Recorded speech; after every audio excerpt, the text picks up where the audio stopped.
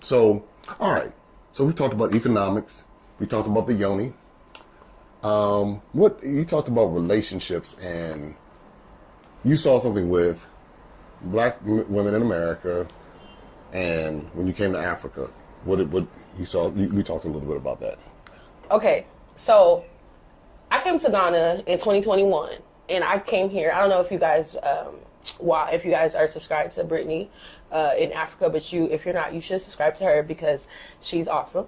But that's my home girl. Yeah, she's dope. So I talked about how I got to Ghana. I came to Ghana for a man. I ain't even gonna lie. My first time. Oh, Lord. No. My first. The yoni done got ahead. No, listen. The yoni got steamed up. No, my first time coming to Ghana was not for a man. Okay. I came to Ghana just because I heard Ghana in December it's popping, it's fun. So I came by myself. And everything. Yeah, I heard about it. My friend was here. A friend who I went to college with was here. They were here for like 3 months at the time. So I came. They were like, "You can stay with me." Boom, boom. So if you don't know the background of that story, go watch it on Brittany's channel. But I moved to Ghana for a man. I did. And I ended up starting a business. Is me and that man together? No. But you started the yoni business. But I started the business. I moved the right way. And I'm putting y'all on game. So what a lot of black women, they want to come to Africa because they want to find love. They feel like they can't find it in America. I think you have a video about coming to... this is something here. I just talked about it a couple weeks ago. Yeah. So you guys need to go back and check that out as well. But a lot of people come here to find love, and they end up getting played. So I have a friend who, I ain't gonna put her out there, but she came here, met a guy, and he scammed her out of 20K. I think it was actually like 30K. Scammed her out of 20K. And a lot of people don't realize that. They hear about Nigerians. Now, I'm not just saying this because I'm Nigerian. I'm saying this because from experience. Nigerians are the spenders. So if you want a spender African, you got to get you a Nigerian. Because those are the ones who spend. But when you come to Ghana, the men are not trying to spend on black American women. First of all, let me tell y'all a secret. They know that y'all not broke. Uh-oh. They know we not broke. Who comes to Africa to live broke? But a lot of women, they get here, they stay here. The men, they woo them, the women, and a few months it go good. You end up staying. Next thing you know, you've been here a year. Next thing you know, you broke. Y'all got to understand that when you come to Ghana and you're looking for a man, the man is looking for you because they're looking for a way out. A lot of black American women are the men's way out here. And so we get played. Now I'm putting y'all on game so y'all don't get played. I'm here for it. Bring it. A lot of women don't know, a lot of black women don't know the culture, the dating culture in Africa, in Ghana. We're gonna talk about Ghana, but I'm speaking for a lot of Africa, but we're just gonna talk about Ghana. All right. But they don't know the dating culture in Ghana. The man is supposed to be the provider. But because the men are hip to what's going on in America, they know that a lot of our men, a lot of our men ain't where it's supposed to be. We got an exception, but they know how things are going for us dating wise in America. So they feel like they have this mentality like they're the prize. Right? So they treat you good. They dick you down. I don't know if I can say it. Okay, well you said it. they do you down. They put the yoni to work. They check out your yoni to make sure it's working. Make you go get a steam. They love you. First of all, let me tell you something. When a man tell you they love you so soon, you getting played. When you getting played, a lot of women, they don't know that. African men, they like to use the term "I love you" freely, but they don't know that that's game. Okay. You know what I'm saying? That's game. So when they tell you, I'm learning. I'm a student now. Yeah, listen. This is dating African men 101 from NautiBruja. This is how you do not get played. So they're gonna tell you they love you. They're gonna take you to meet the mom. They're gonna take you to meet the family. They're gonna call you their wife. you know, in front of their friends. But deep down inside, they want something. But by the time a lot of black women realize it, it's too late. They didn't give up them funds. They gave up the funds. They didn't give the funds and a yoni. And if you're lucky, you're not pregnant. Ooh. You know what I'm saying? A lot of times they try to put a baby in you because that's their meal ticket. The baby is the meal ticket. The baby is the meal ticket. Because, oh no, you can't leave. Like, we're going to have a baby. You know, like, that's the meal ticket. You know what I'm saying? Interesting. So, a lot of times, it's too late when black women wake up, when they come here and they realize that, oh wow, I'm getting played. Because they see how, like, African women are getting treated, and they're living this soft life. There's a lot of boss women out here. Don't get me wrong, but a lot of women don't work too. A lot of women are getting solely taken care of in Africa. In Africa. Okay, in Africa. Okay. In Africa, a lot of women are solely getting taken care of by their men in Africa. But they're African women. African women don't take a lot of stuff. African women know that if he wants some, he got to come up with some cash. He got to pay up. So like sisters don't do that too? Oh yeah, they do it, but in America they do it. Over here they just give up the yoni. Over here they lose their soul because they feel like, you know, they're in the motherland and it's so beautiful, and it is. It is. Don't get me wrong. I'm not saying that, but they're not hip to the game. The scam. They're not hip to. I didn't have black women tell me that they didn't met a man, then they proposed to. Don't just because a man give you a ring, they propose to. That's a part of the game. That's why they even show up with a ring. My ex fiance, he proposed to me 7 days on my first time in Ghana, and I was only here for 7 days, and I left with a ring, and I went back like, I'm getting married. Oh, he was on it. He was all kind of game. He was on it, but I caught on quick. Okay. I caught on quick, and he lost his game because I started running game on him too. Like, okay, you love me. All right, you love me. All right, we finna find this property. Okay, you love me. Okay. You start singing some old brownstone on him. Right. If you love me, say it, prove it, show it. And you know, it's so funny because my mom, my mom did not support my breakup at all. And that's because black women in America, they really feel like, you know, the African men, I'm not saying African men don't love you, because they do. You know, I'm not speaking for every African man, but I'm speaking for a lot of them. Like, my mom didn't support my breakup because she thought, like, you know, you're just being harsh. You know, you should just work it out. Oh, wow. But she ain't been in Africa in over 20 years. And she's Senegalese. Yeah, she's Senegalese. Okay. But she's black. But that's the soft side, though. But that's the soft side. But she also from America, too. That's what I'm saying. She a black woman from America. Okay. My mama went to Locke High School. You know where that is? No.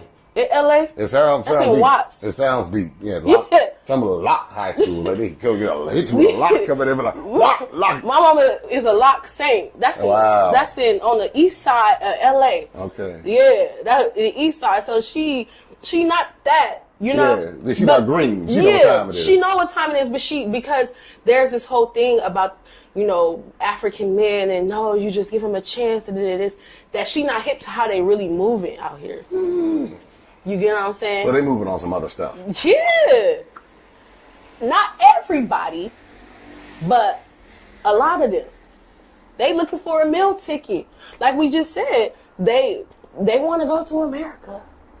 They want to go to Canada. They want to go to UK. There you go. They want to go to Germany. So they trying to figure out what's their way. Oh, you from there? You gonna marry me? And so they shoot their shot.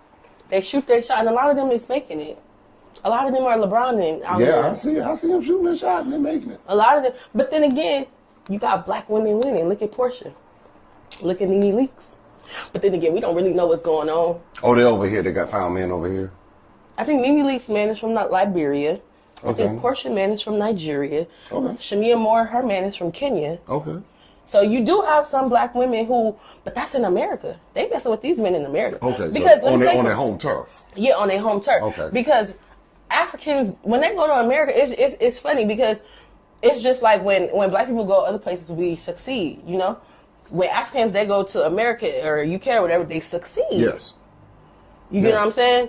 So when they messing with these men, the men really got money. I just told you in Houston that they drive. The Nigerians are the drivers of the economy. Yeah. So it's different when you messing with the men in America. When you messing with African men in America, they got to come out the pocket. Got it. But when you an African American woman coming to America, and coming to Africa, we're the ones getting played. Ladies, I hope you heard what the NautiBruja has been telling you. So what should they do when they come? Let me tell you something. As a woman, understand that patriarchy was brought upon us, right? So a lot of things in Africa are still ran off that patriarchy, right?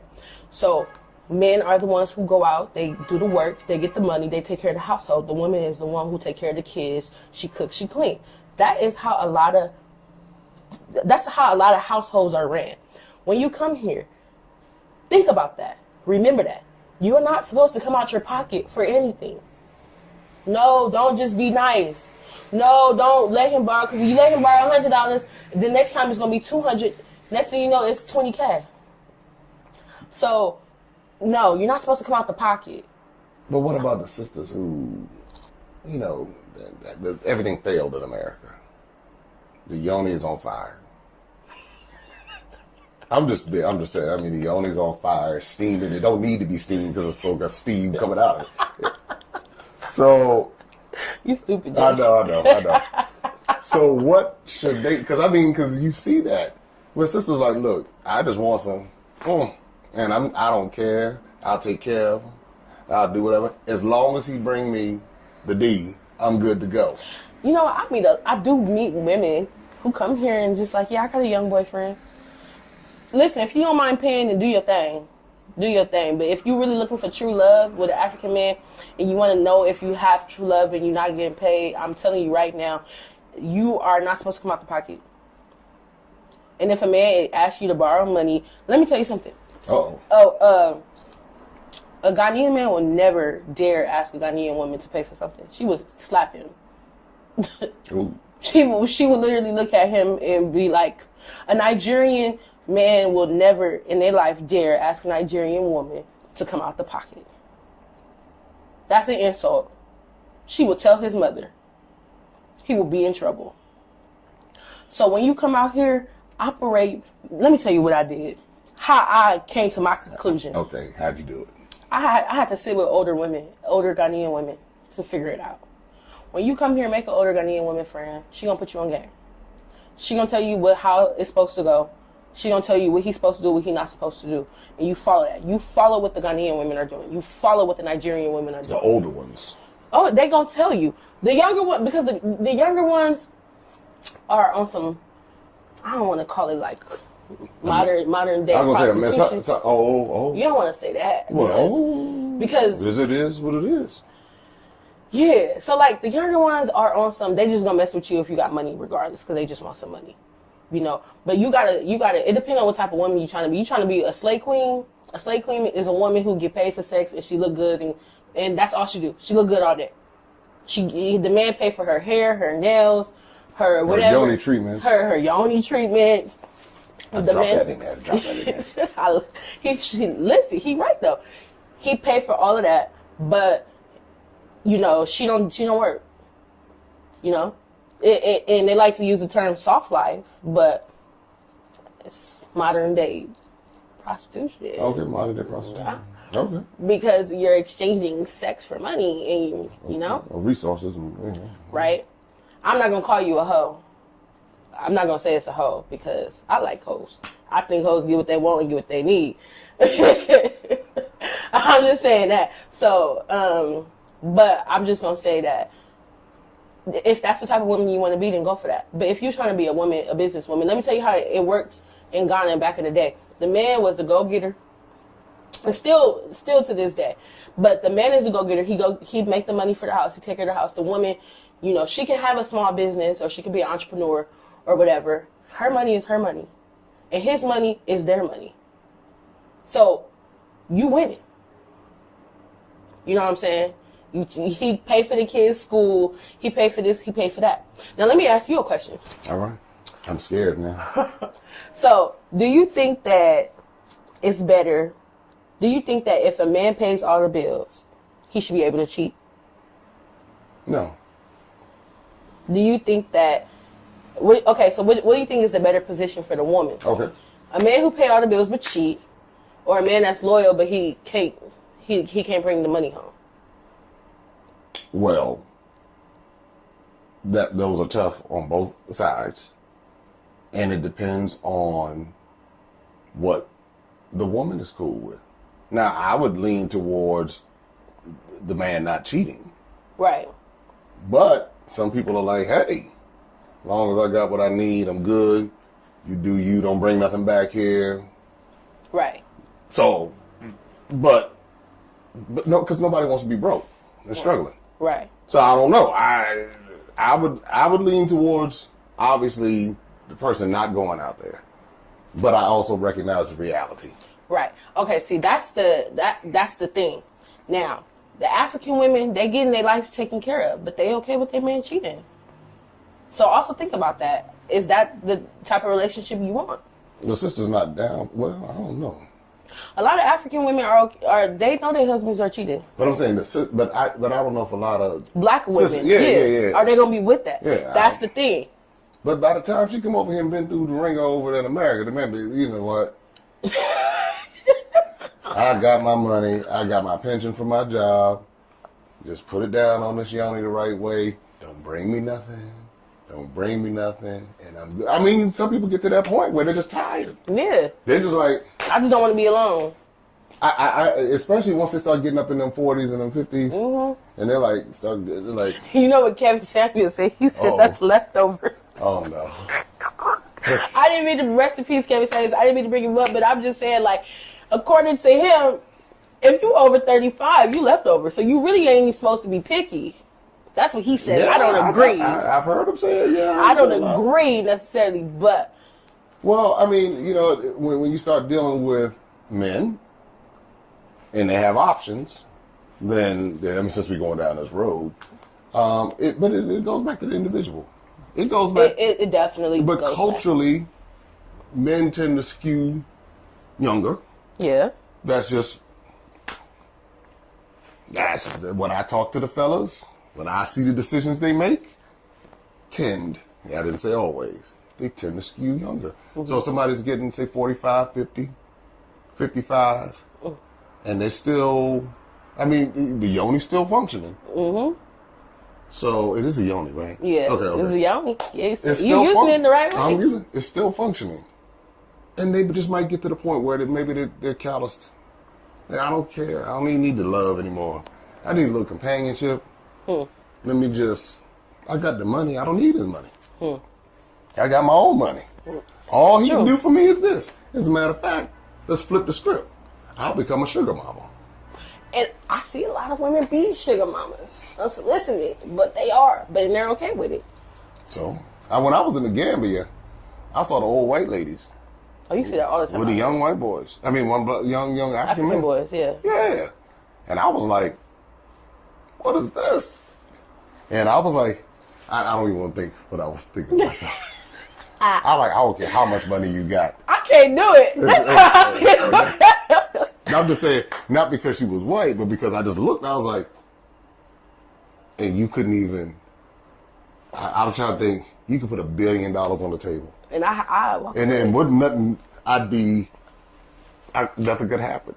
And so, but you know, hey, everybody got their own thing. Everybody, you know. I mean, a lot of women are on the sugar daddy tip. Yeah. I don't know. A lot of them are on the sugar daddy. A lot of them are on the sugar daddy. Let me say this, because sisters are making money. They're not broke. They recognize that I can go over to Africa and I can go get me some of the African, put a little fire in the yoni, and she break him off a little. All his job is to take care of the yoni. Don't bring no drama. Don't bring no. Have you've seen that, right? Yeah, I see it all the time here. I see it with black women. I see it with white women. I see it all the time here, but vice versa, I see the young girls with the older men too. Oh, I've seen that too. I see the young girl. And if you sleepy by 10:30, we can't date. I'm sorry. But I've seen that. Right by 10:30. But I've seen that here. I've seen it all over Africa. I've saw it in Cote d'Ivoire. I see it here in Ghana. Yeah. You go right up. I'm not gonna tell them where to go, but you go over. You look and you see. I was looking like, is that what I think it is? Is that what I think? But I know exactly what you do, because you see it in the airport all the time. You be like, and you know what? It'd be like fine, gorgeous girls, and I'm like, nah, I know that old look like he about I'm telling 70. you. I'm telling you. Not the 70's old, y'all, but compared to 25 and 70, that's. And that's the thing why. And okay. This is another reason why I don't do those like women empowerment, because I always get asked to like speak at them, but I feel like a lot of people are being fake. Those like women empowerment things where they charge a bunch of money, you come and sit and talk to a bunch of women about how to start a business. A lot of those women don't include their real investor, and their real investor be a 70-year-old man. 70-year-old white man? Or a black man, whoever. Asian man, Indian, whoever. Like, so a lot of times it'd be fake, because a lot of people, especially, I know it happens in Ghana for real. I know it happens in Nigeria too.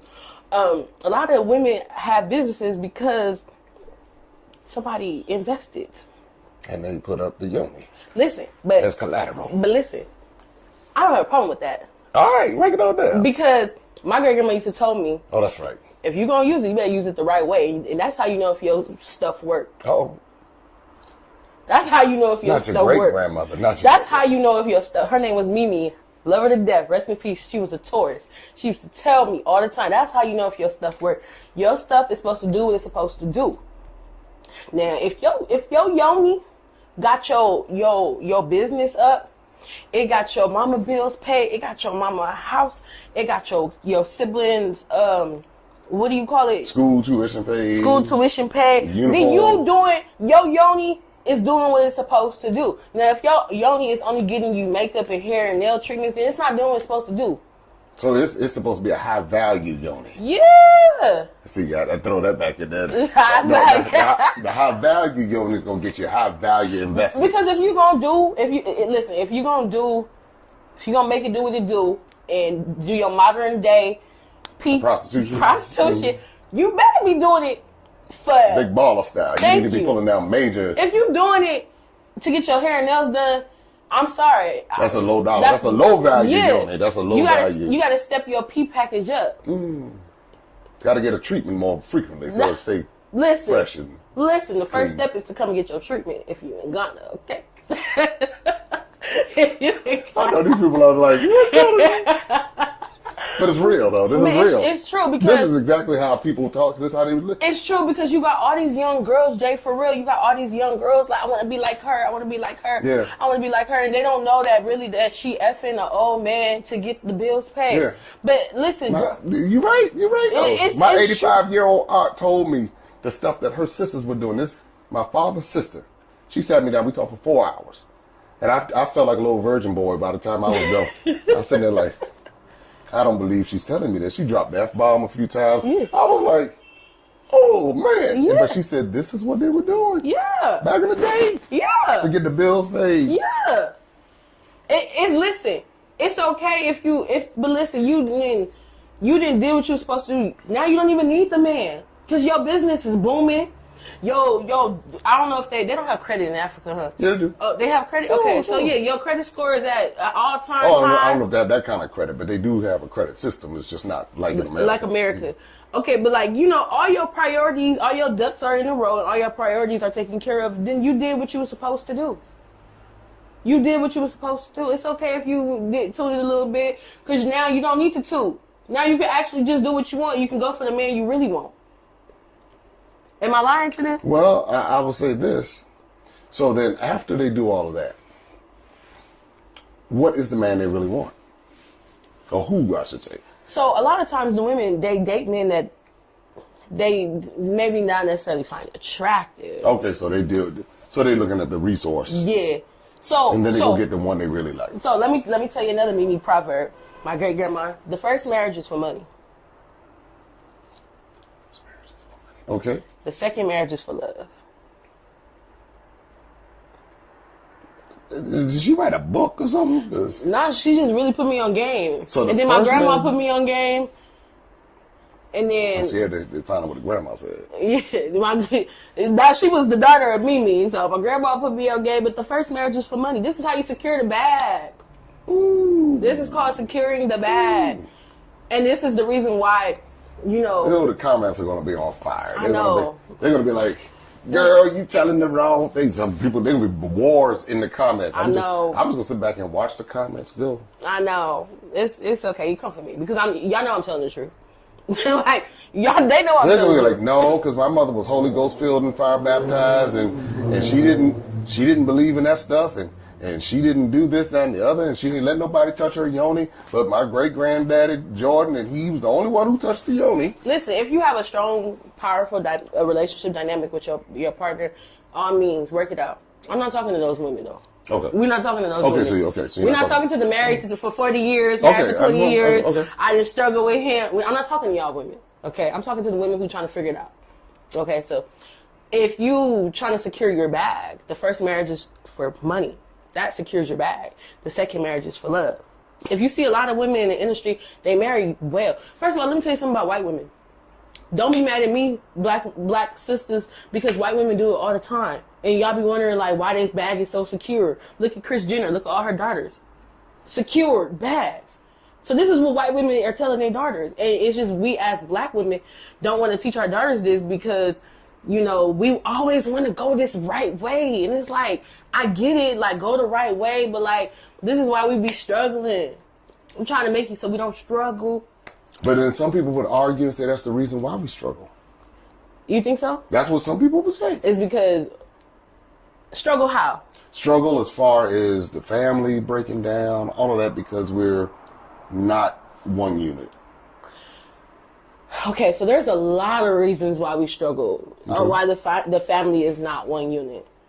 I don't think that a woman becoming financially secure is making it so that the family doesn't stay together. You get what I'm saying? Okay. All right. Does that make sense? So you're saying that you don't believe that a woman becoming financially secure is the reason why the family doesn't stay together, right? I feel like, the number one reason why people divorce is what? Finances, right? Yeah. The number one thing we argue about in our relationships is finances, right? So a lot of times, the family dynamic is often, like I said, the man go get the money, the wife stay home.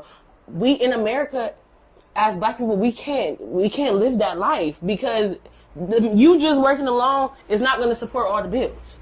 You get what I'm saying? The man just working alone is not going to support all the bills. Unless he's a high value man. Unless he's a high value man. But then he got money. Now you got to help his character. Right. You got a whole other. And that's a whole other situation. Right. That's a whole other situation. So now he make money, but he's not accountable for his actions. So you still not gonna stay together because if you making the money but you're not respectful, then you're not gonna have a.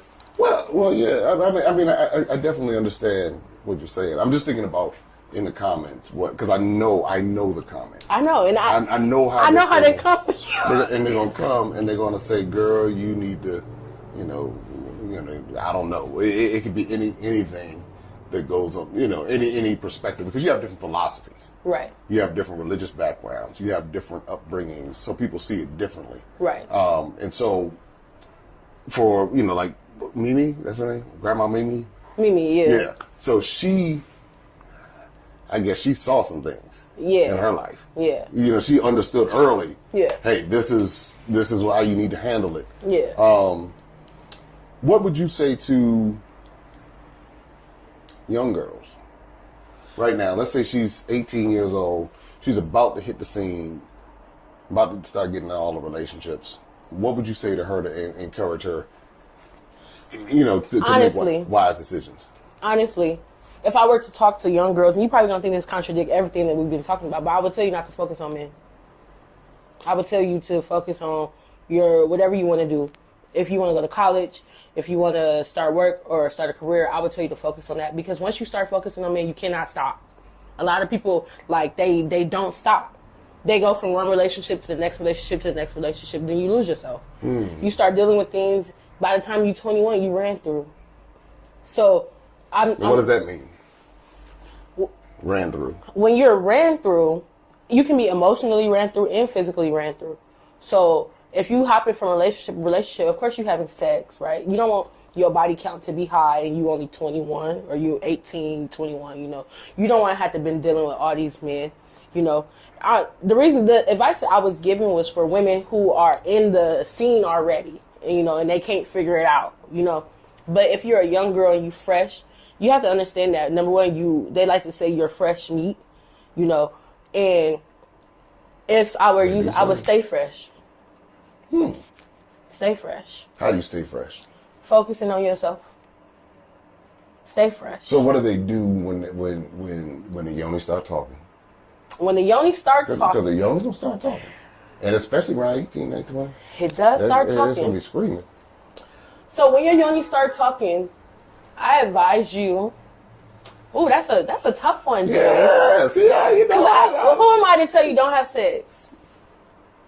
Who am I to tell you ignore your yoni? I'm just going to tell you this. When you decide to engage in those activities, I want you to understand the consequences. Education is more than just math, science, whatever. It's really understanding yourself and understanding your body. Before you engage in those actions, understand it. Understand the risk. Everybody know you can get pregnant. Everybody know you can get an STD. But understand that, like, once you start having soul ties. You start becoming connected to men in ways where you can't explain it. You know, understand the spiritual risk of having sex with somebody. Understand that you can have sex with somebody and that person can be having sex with somebody else. And baby, y'all not using protection and they're not using protection. You understand that that's a threesome. I'm serious. That's a threesome. You just don't know it. Y'all might as well have it. And if he sleeping with more than one woman, baby, that's an orgy.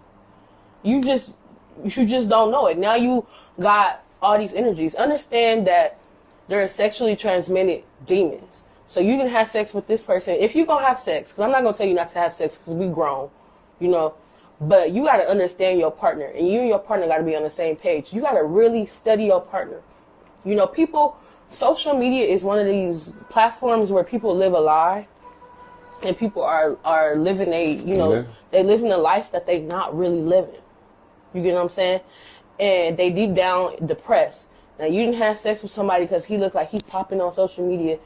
And really and truly, he taking drugs and he depressed. Now you depressed. Understand that those are the things that come with sex. You sharing your energy. You're sharing your energy. You know? Wouldn't that apply to, like, older women, too? Oh, it applies to everybody. Yeah. But older women know that. Young women don't know that. You'd be amazed. You'd be amazed. You think they know it, or you think they don't know? Some of these sisters, I mean, I'm a little older, so they don't be knowing. And that's why sex education is beyond use a condom. It's beyond pull-out method. It's beyond pregnancy STDs. It's really energetic. It's an energetic bond. That's why I was telling y'all, if a woman wants you to have sex with her on her period, she might be trying to put a spell on you. It's an energetic bond. And a lot of people steal energy through sex. So you have to understand who you having sex with. Understand your partner. Yeah, I mean, it's what I'm realizing is that a lot of people have never had that conversation before because of the culture and how people don't want to talk about certain things. Mm-hmm. So people just they'll go into a religious environment, they won't talk about it. They just tell them, don't do it, better not do it. But yet the yoni's on fire, and whatever goes into the yoni's on fire from the fellas, and people just make decisions based upon emotions, and they don't understand all that's involved with it. And then that begins a cycle that goes on for a lifetime. And so then they get into their 50s, and they're like, they've wasted so many years. Mm-hmm. doing something, and then they're like, you know what, I don't even care. Let me go on over to Africa and go get me some, and I'm just going. And a lot of times, you when you don't understand your power, and you karmic bond and things, you attract the same partner in a different body. You get what I'm saying?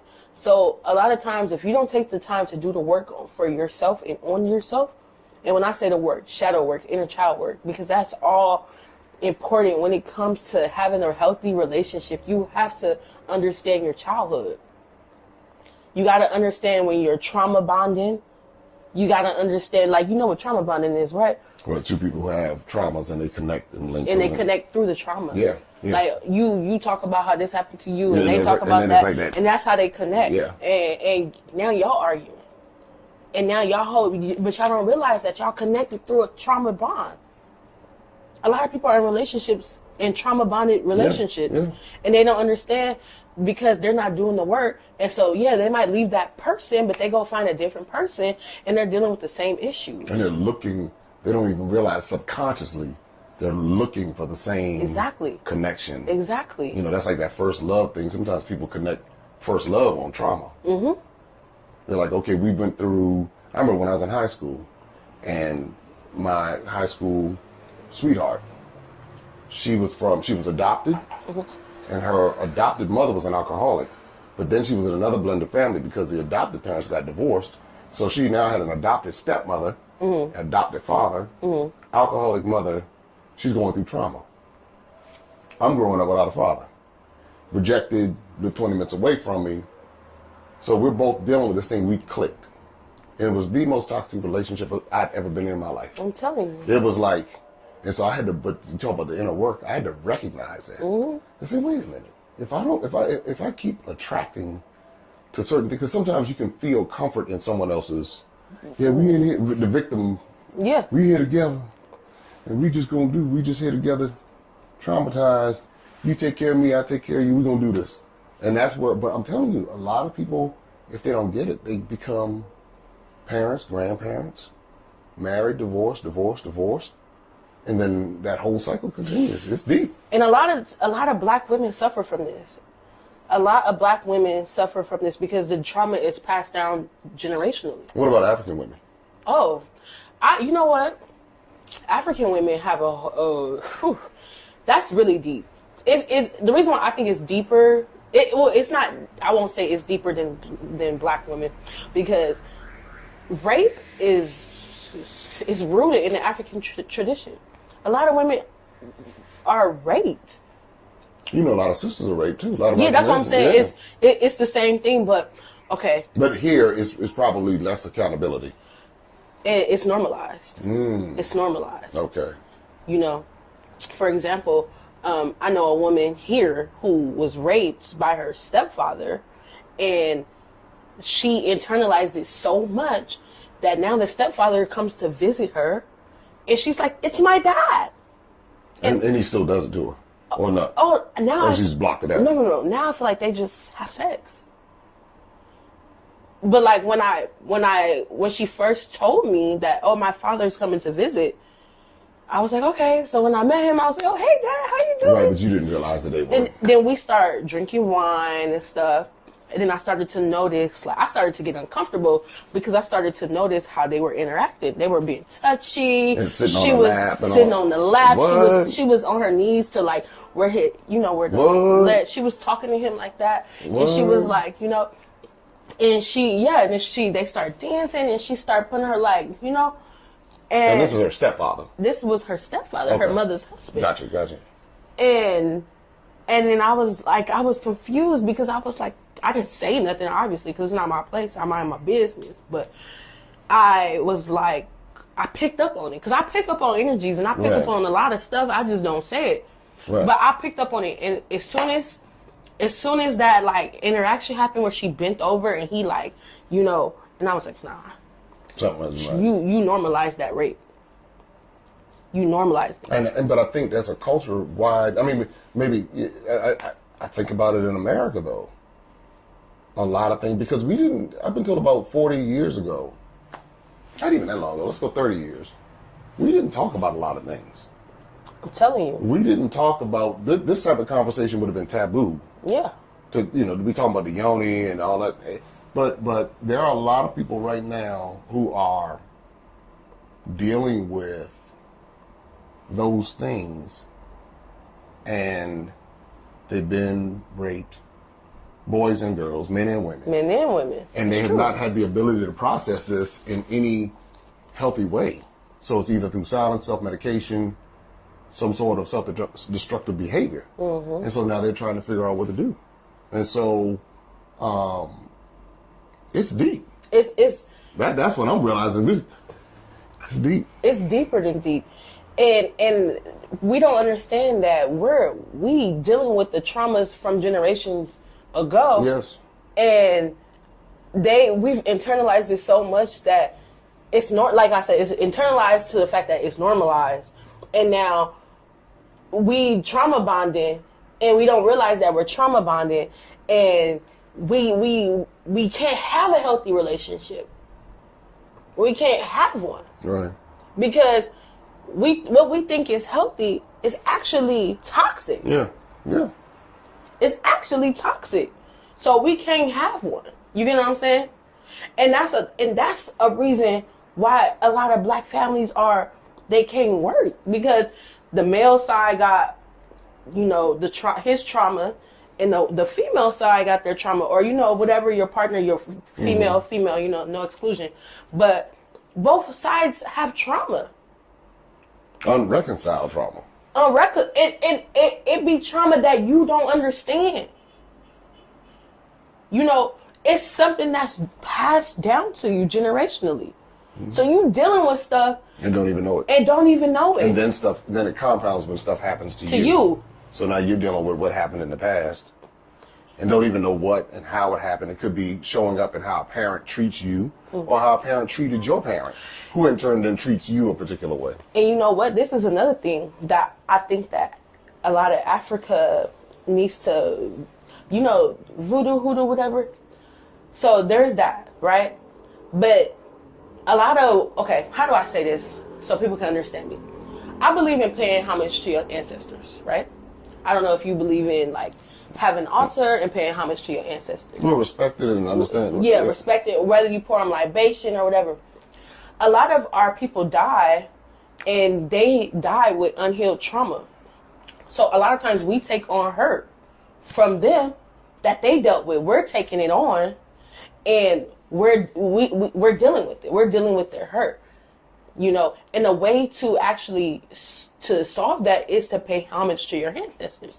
But because even just pouring some liquor out for your whatever, or if your ancestors smoke cigarettes or whatever it is, a lot of people die with debt, whether it's monetary debt or what's the other type of emotional debt. Mm-hmm. A lot of our ancestors die with that, and they leave it with us.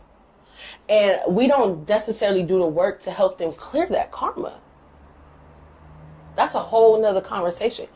And it's actually ancient African tradition to clear the karma of your ancestors. But because it would be technically considered voodoo or hoodoo to pay homage, because Africa has barred voodoo, because there's a lot of people who do it still, but because the mainstream of voodoo it has a negative connotation, we don't pay homage to our ancestors, and so we're dealing with their hurt, and we're just stuck with it, and we're not helping our ancestors clear their karma. Interesting. I think this conversation is one that will. I already know the comments. I mean, I'm trying to tell you, because we've talked about so much. Yeah. We've gone from the yoni to, good grief, old white women in the Gambia and young African men to they getting their yoni taken care of. Sisters, they're getting the spray. I mean, why I got to be? Listen, I got a steam for everybody, okay? I got a postpartum steam, a menopause steam, a womb recovery steam. So if you older and you want to come and toot your stuff, call me. I have truly enjoyed this conversation because we knew it was going to be. I said, I just got off the plane. I mean, literally, first place I came was here because I knew this was going to be a great conversation. I knew that something just told me. You know, it's like I know when we have the ones. I said this one right here. Because when you told me you were born and raised in America, but you were Nigerian and Senegalese, I said, what a combination. I said, that right there, because a lot of people don't understand that side of it.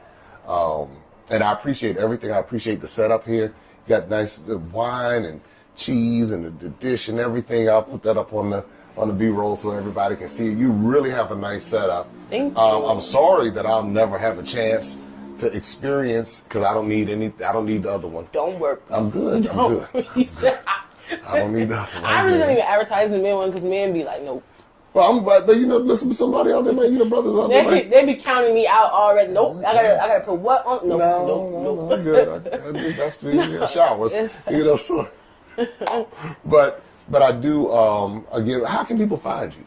So I'm on Instagram at NautiBruja. I don't know if they can see this shirt, but you'll drop it in the comments. Yeah, and we'll put it up there so everybody can see it. And NautiBruja. Bruja. Yeah, my WhatsApp number is public, so you can always WhatsApp me. I'm all for all these uncomfortable conversations, so I'm all for it. All right. And we're gonna come back. We're gonna have to do a round 2. That's what's gonna happen. We're gonna do. So since Ghana is like my base in Africa, I'm here. And maybe we get some testimonials of the Bruja. I mean, you know, say how to. Yeah, I just had a successful pregnancy. I just had one of my clients become pregnant after her gynecologist told her that it was not possible because she's over 40. So I'm actually proud about that. Okay. I have another client who's in the process of trying to get pregnant. So I'm actually in doula school to become a doula as well. But right now my specialty is fertility. So anyone who is trying to get pregnant, I have a special program for you.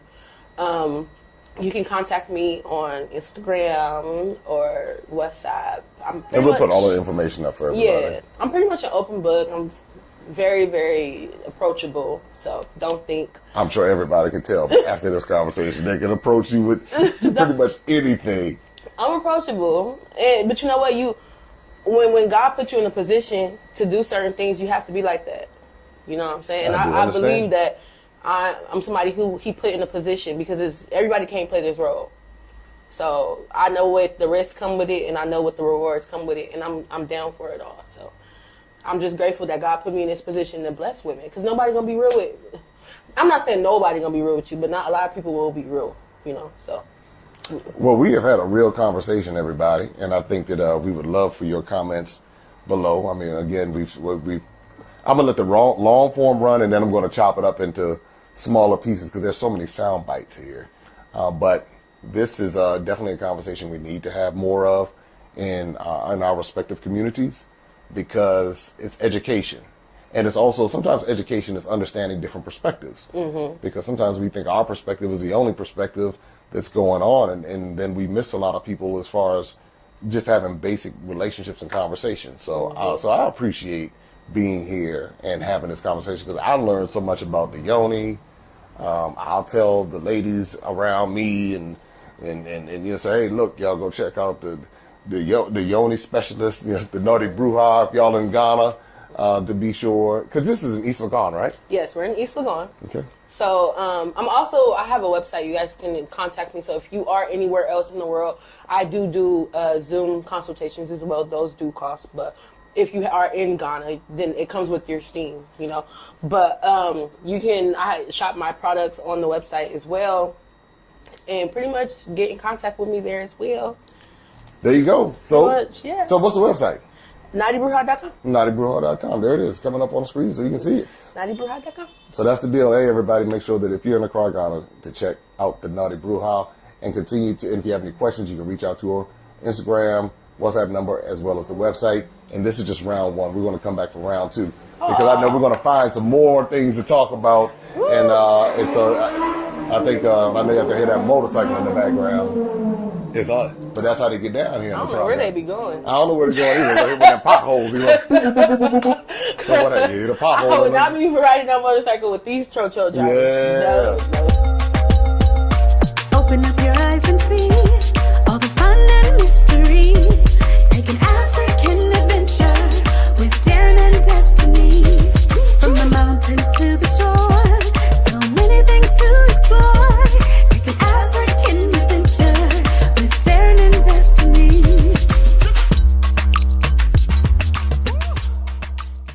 The Adventures of Darren and Destiny. And Darren and Destiny are twin brother and sister, and you go on their adventures throughout the African diaspora, meaning so African diaspora destinations, primarily focused in Africa, but we go to South America, we're going to go to the Caribbean. Their first book is going to take you to Ghana, and then we're going to go on a safari, and from there we're going to go to Ethiopia, and then we go to Salvador, Brazil.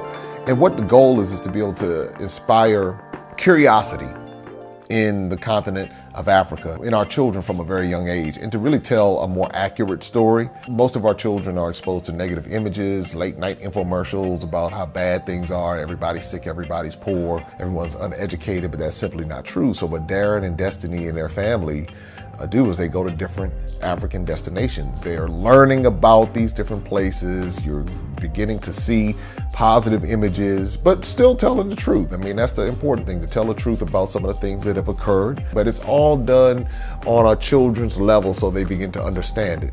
And it begins to pique their curiosity. They begin to learn more. And hopefully one day they will want to explore and visit the continent of Africa and its many countries. There's just so much that Darren and Destiny are able to do, and as they're doing it, it's like they begin to open the minds of a new generation, and they don't get bombarded and indoctrinated with negativity. They're actually able to see positivity and inspiring images and messages about the African diaspora, as well as those who are still indigenous to the continent of Africa, and they begin to learn more and just see things differently. So I'm excited about introducing the Adventures of Darren and Destiny.